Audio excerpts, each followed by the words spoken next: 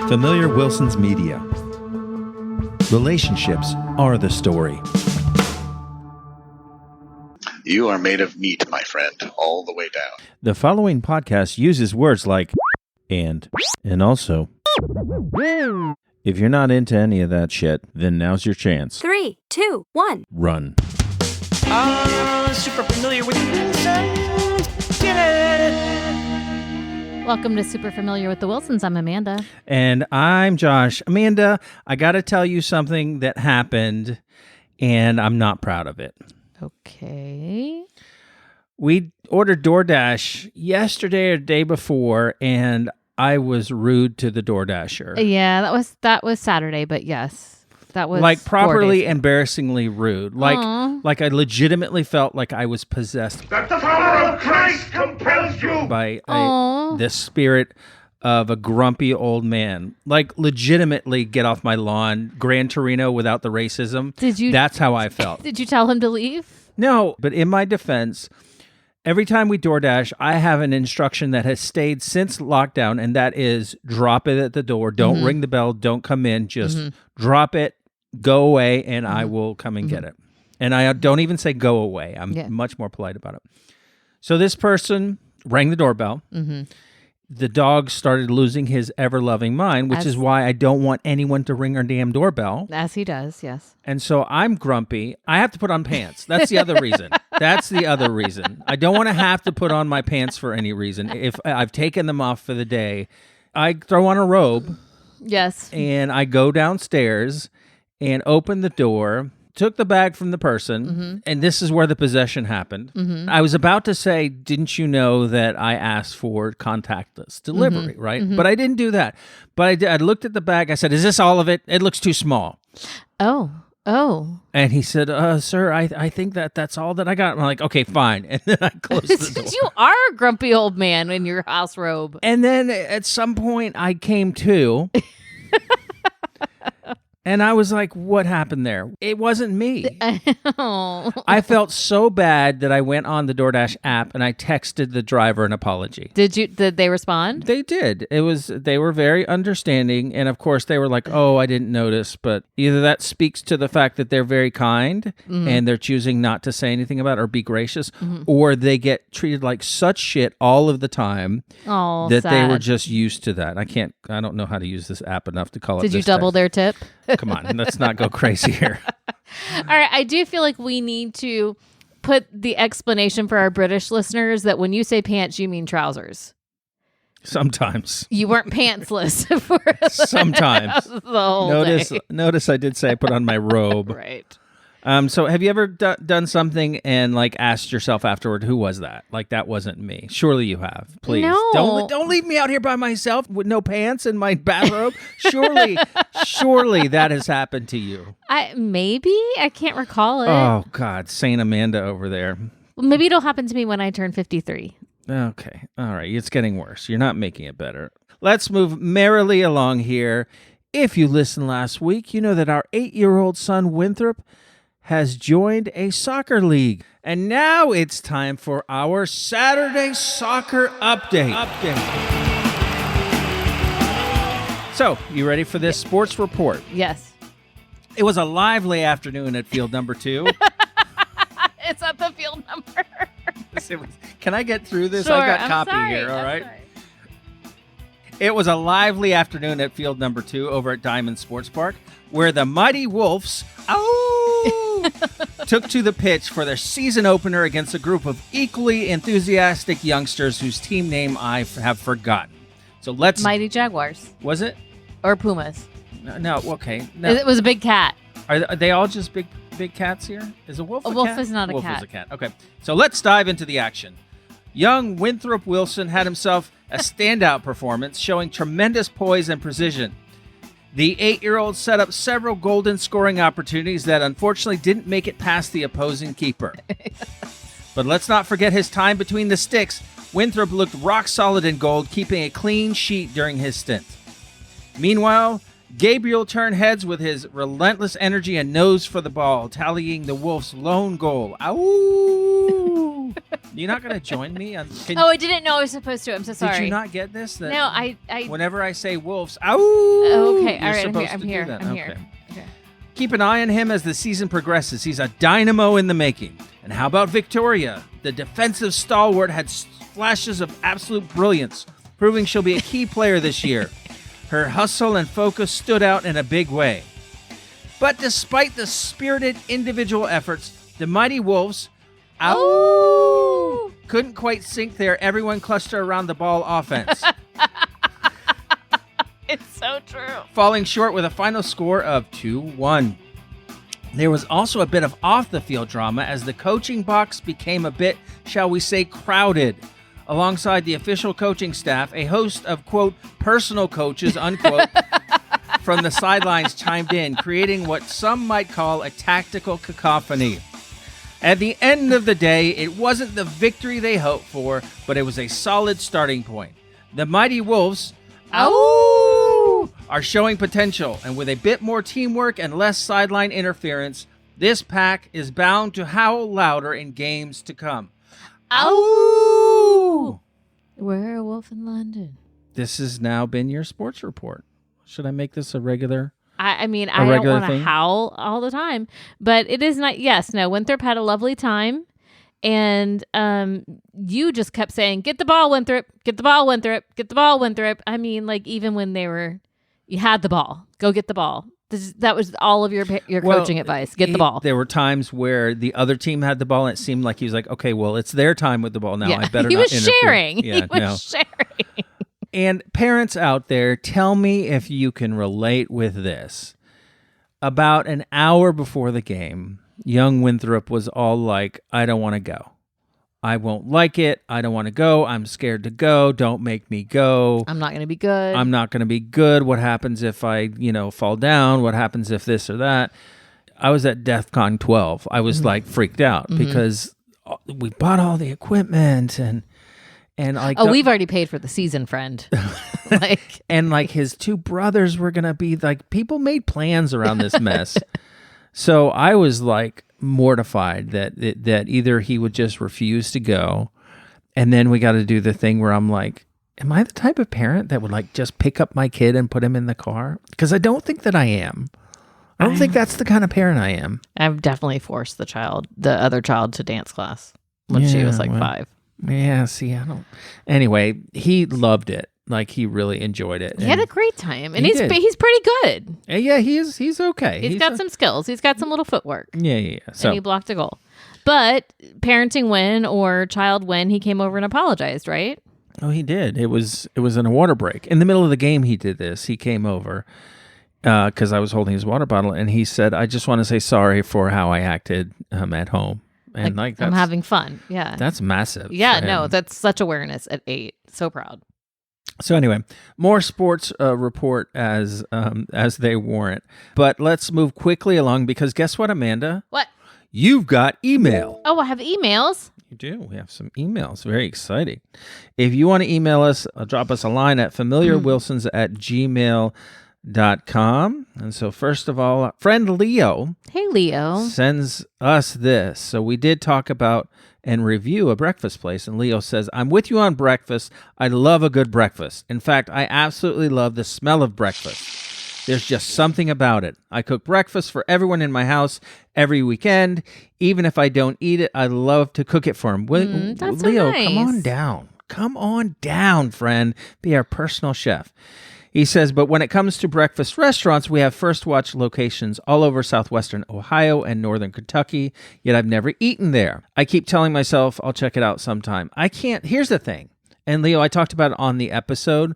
Like, you have restaurants that go through their inevitable phase where they open up gangbusters, and then whether it's a franchise or not, they decrease, as it were. So I can't speak for your First Watch. In fact, I can't even speak for our First Watch next month.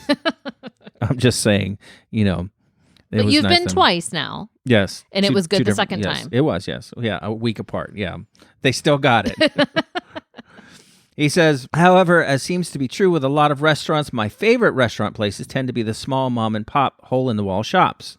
Where I live, there's a tiny one-location spot named Cherry Street Cafe, named for the street it's on. It's owned by a husband and wife, and the husband does all the cooking. Absolutely phenomenal. And then he says that he's going to settle back in and ride out this new blanket of snow that they're getting. Oh. Thanks, Leo. Stay warm, Leo. There used to be a place on the east side of town here in Gainesville. I forget what it's called, but it was a mom and pop, like short order. Pop was like Mel at Mel's Dine, and mom was like the everything else. And she had like this Boston accent, and she was like very outgoing and talking to people, kind of a little bit crotchety enough. Not like me, my possession incident before, but like the cute kind of crotchety. Yeah, they decided to retire, and it's no longer there. So yeah, it's missing. Anyway, moving on. Dan Belson has emailed us. Dan Belson emails? I know. I didn't know he knew how to email. He says, "Good day, Wilsons. I hope you're both well, and 2025 has started off fantastically." Well, because that's all we freaking talk about here on this show is our lives. We have no secrets. Following on Josh's story of dropping his phone in a public bathroom, I was reminded of a similar situation that I encountered. I was in a bar in Slough, the home of The Office, which is also the home of Dan Belson.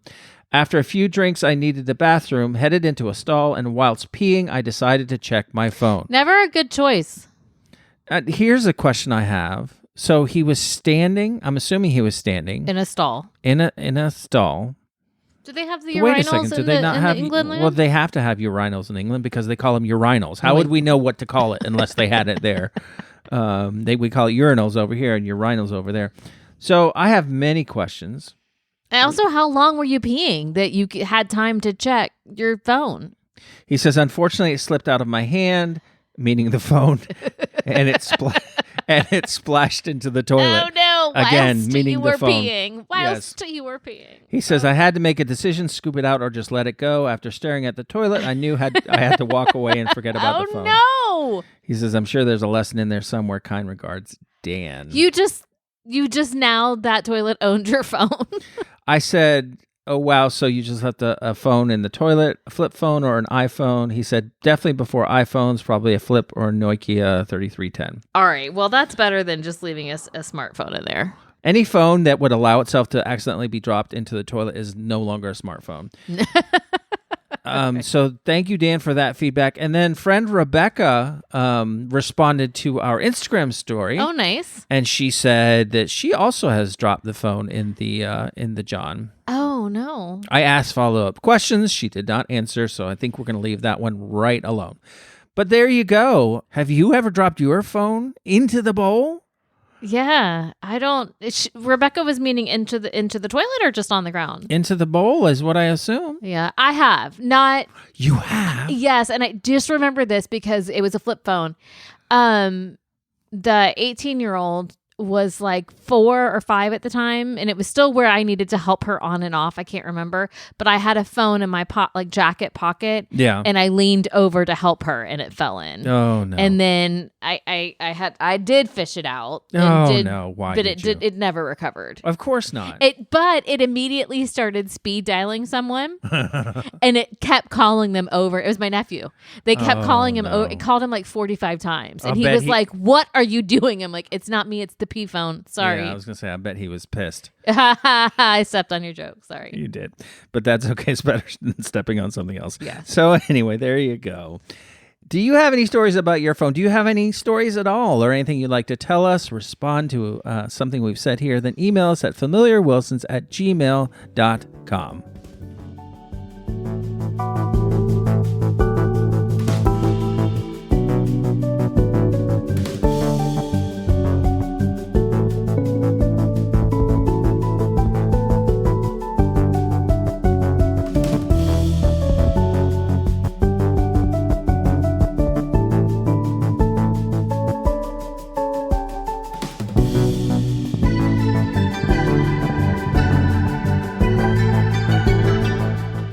I keep a running notes file on things for the podcast because my memory is crap and I won't remember. But I have this note, no old ninjas because of what I call age-related effort noises. Okay.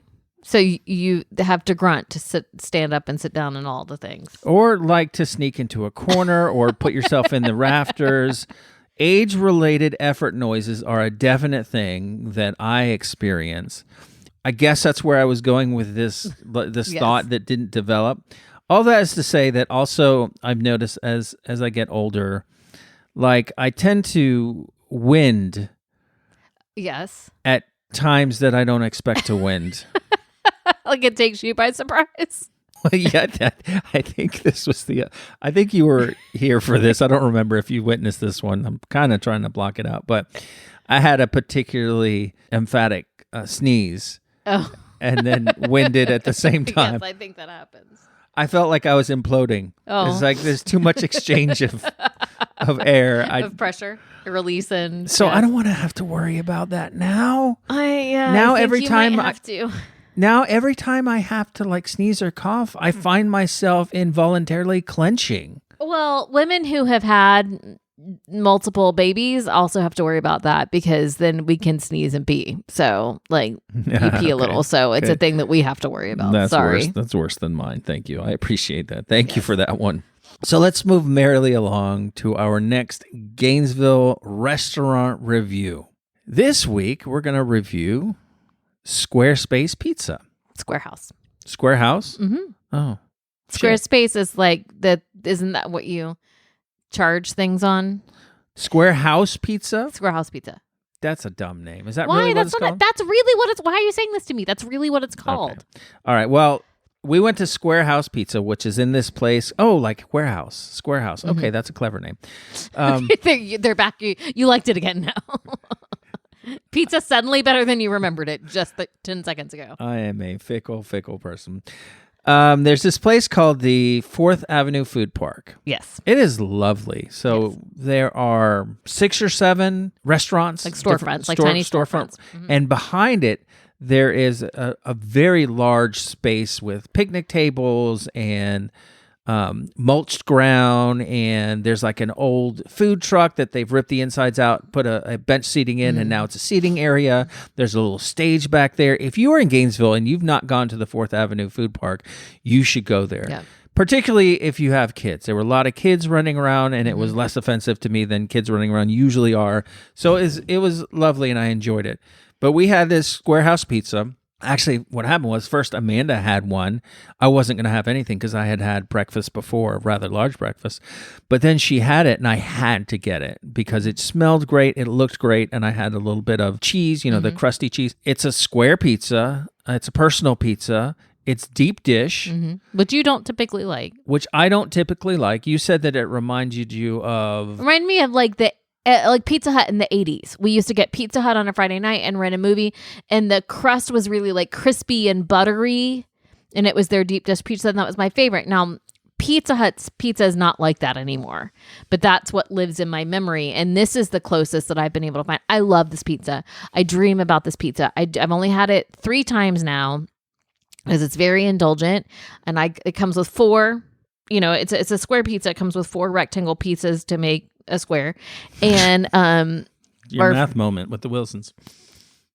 Do 4 rectangles make a square? They do. Okay. Move on. Well, you made me think that I didn't know what I was talking about. Anyway, but I split it with the 8-year-old, so I had 2 and he had 2, and it's just so good. It's just so good. It's what I want on my birthday. And he said to me, I told him, I said, this is what I want on my birthday. He said, this is what I want on your birthday too. It's not what he wants on his birthday, but it's what it wants on my birthday. What you're getting is it's doughy in the best possible cooked all the way through way, but also crispy.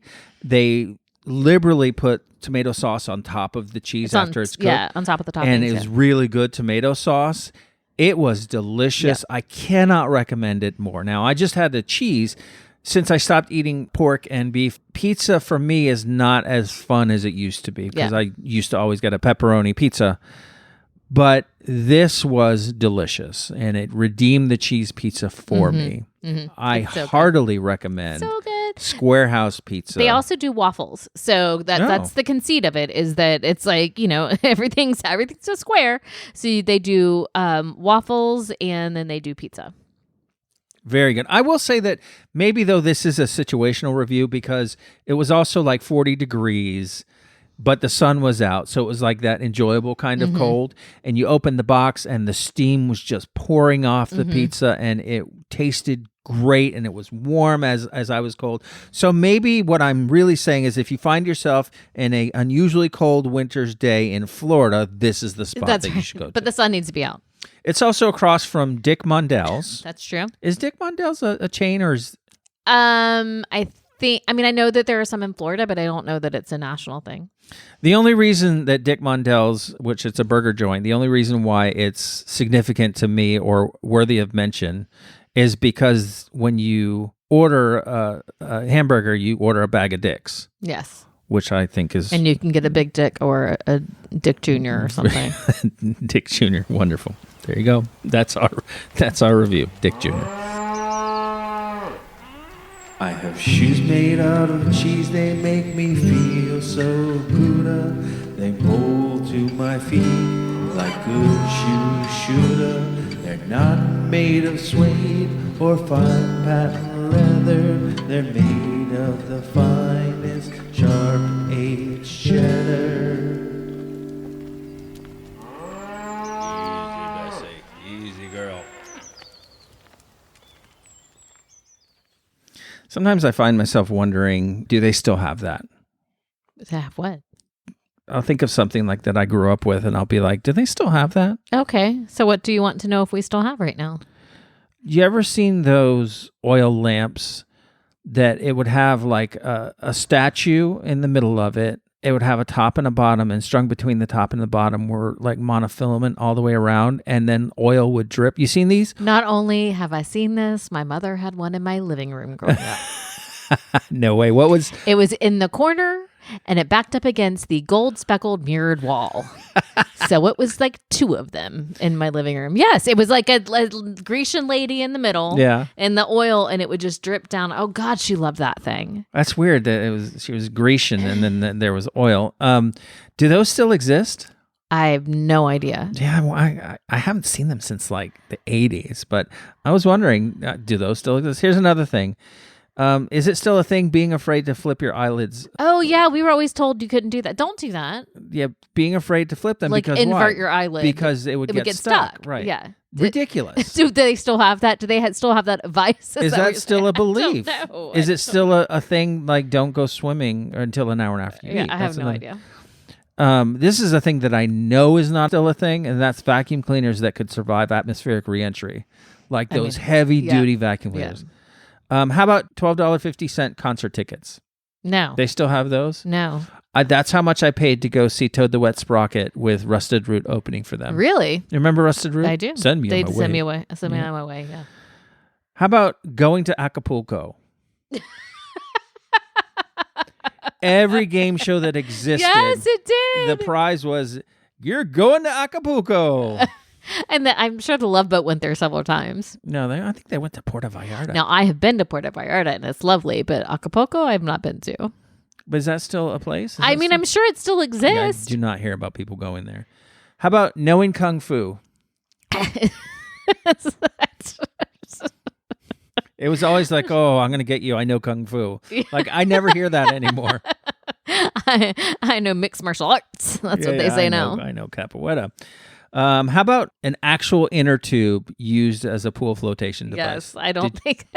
Does that exist anymore? No, I think that left us in the 70s. Did you have that? I'm certain we did. I don't know where all of these inner tubes came from. Like where all these, like I would not be able to source you an inner tube now, and we have two whole ass cars, and I still don't know where I would get an inner tube.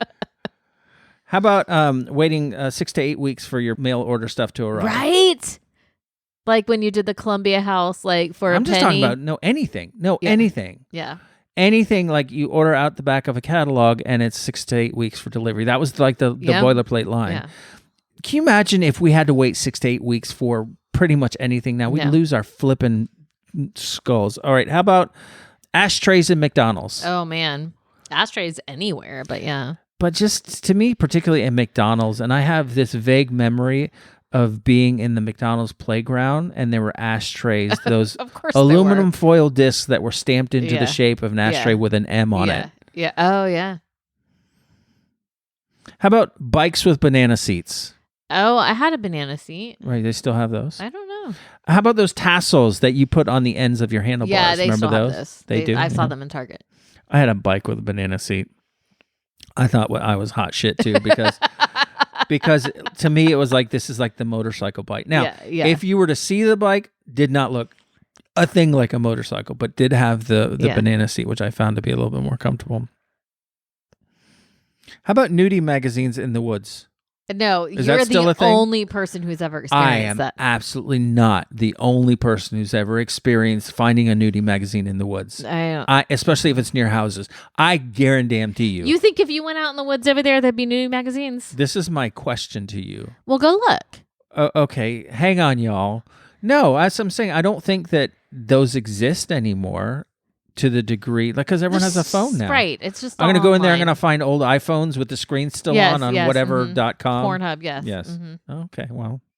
I just happen to know the name of it. I just happen to know the name of it. How about those stupid grips on your pencils that were triangles? Oh, no, we had those last year for Winthrop. They still have those? Because he was not grasping correctly.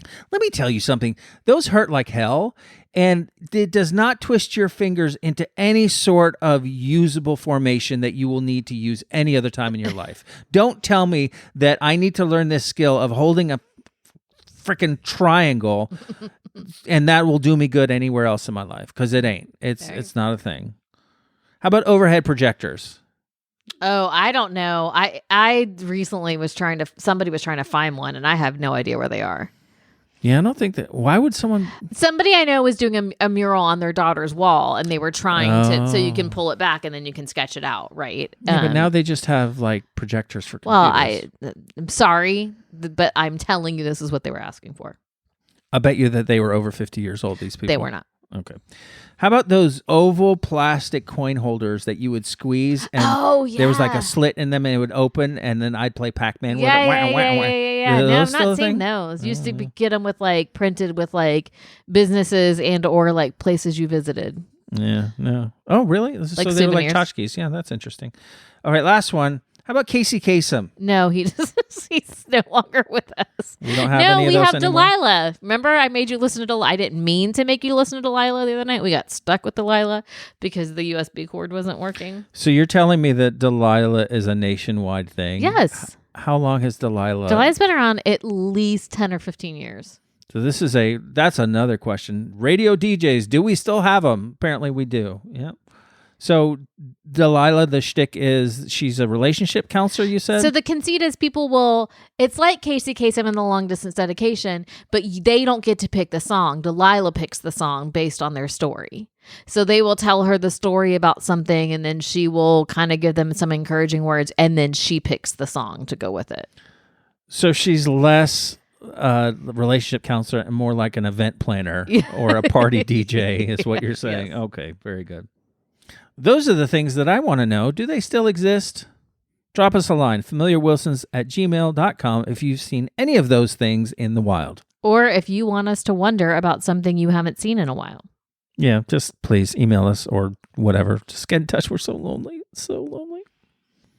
No refined gay thoughts from Refined Gay Jeff today, but no wonder that there isn't. It's his birthday today. Well, today being Tuesday, so by the time you hear this, it'll be tomorrow, Wednesday, and yesterday will have been his birthday. Happy birthday, that doesn't make sense. Friend. And again, I told you all this last week so that you could send him gifts. So hopefully some of you went ahead and sent him something or another. Happy birthday, Jeff. No one likes to be told what to do. And now is the time in the program where we tell you what to do. This week, I have a recommendation. Yes, please.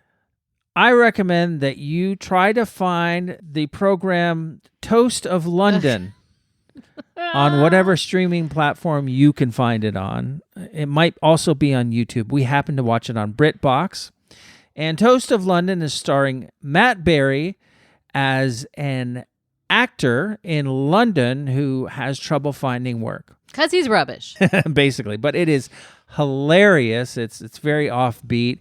It kind of has like a old school Saturday Night Live, Monty Python twist to it. Just unexpected things happen. Matt Berry, you might know him from that program.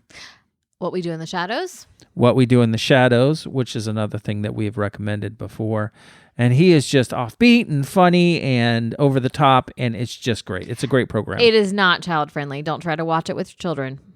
Not much that we recommend is child-friendly, so go check that out. And yes, I can hear you, Clem Fandango. I had to think about it for a second. If you know, you know.